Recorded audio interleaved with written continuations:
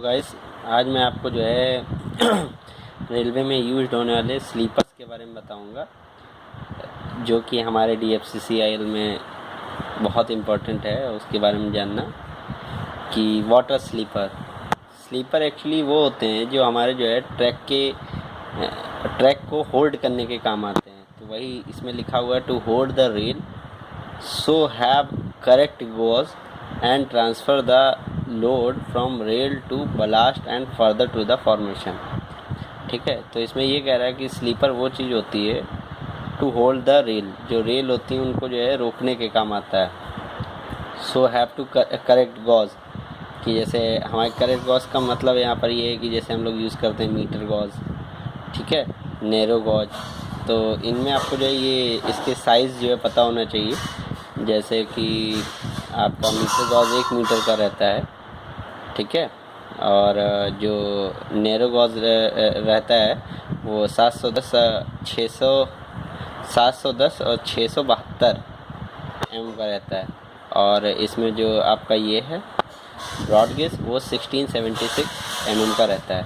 ठीक है, अब इसकी कुछ प्रॉपर्टीज़ हैं हमारे स्लीपर्स की। जैसे जो आपकी स्लीपर्स हैं उसमें क्या होना चाहिए, जो स्लीपर्स हैं आर स्ट्रॉन्ग एंड इकोनॉमिकल। ठीक है, वो आपकी काफ़ी ज़्यादा स्ट्रॉन्ग होनी चाहिए और इकोनॉमिकल भी होनी चाहिए।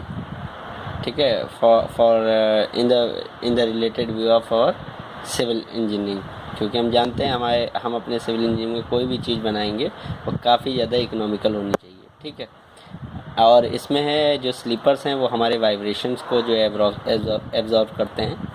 ठीक है,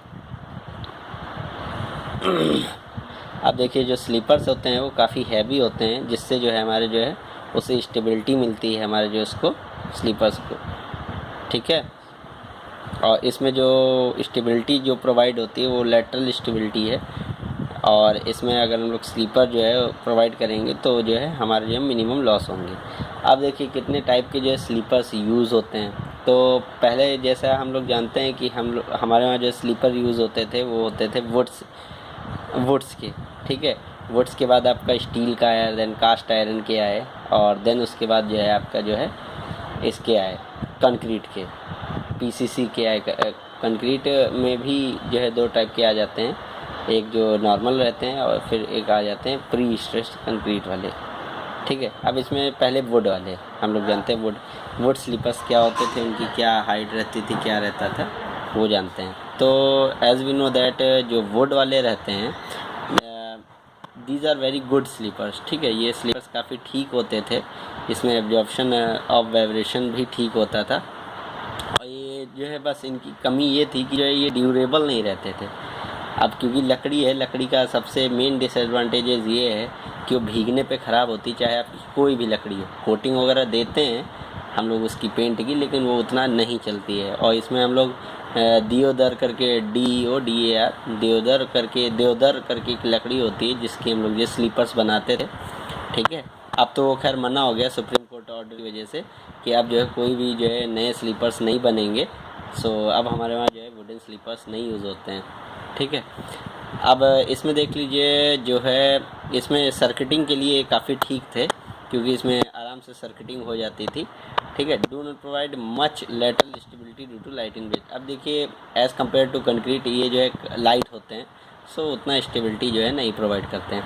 अब इसमें देख लीजिए इनका साइज़ क्या रहता था जो भी यूज़ होता था। अब क्योंकि हम लोग सिविल इंजीनियरिंग पढ़ रहे हैं तो इसके जो आपका पिछला है और प्लस अब जो लेटेस्ट आया मॉडर्न टेक्नोलॉजी आ रहा है उसको हम लोग दोनों को जो है कंपैरिजन करके चले हम जो है आगे जो है बना पाते हैं हर सब चीज़ें। ठीक है, अब इसमें देखिए गॉज क्या होता है, आपको पता है length into breadth into height में नापते हैं उसको।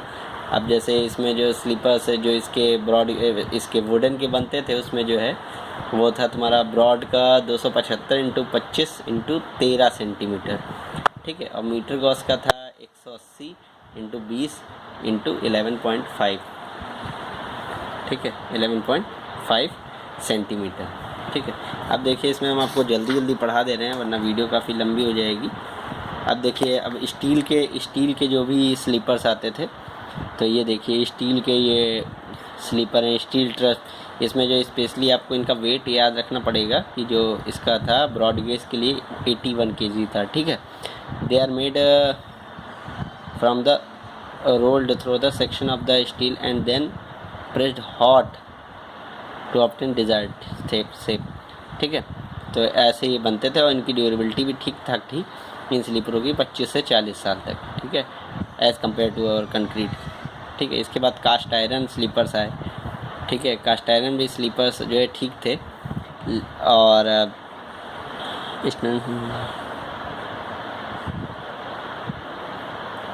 इसमें भी ये भी ठीक था, लेकिन इसमें भी रस्टिंग प्रॉब्लम थी, इसलिए ये भी नहीं यूज़ किए हैं।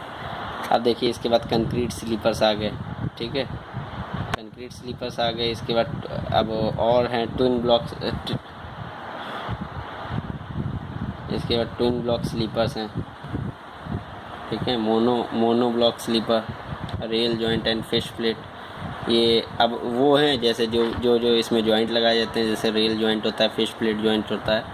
अब इसके बारे में आपको जो है दोबारा बताऊंगा, लेकिन फ़िलहाल आप ऐसे ही देख लीजिए, मैं एक छोटी सी वीडियो बना दे रहा हूँ इस पर।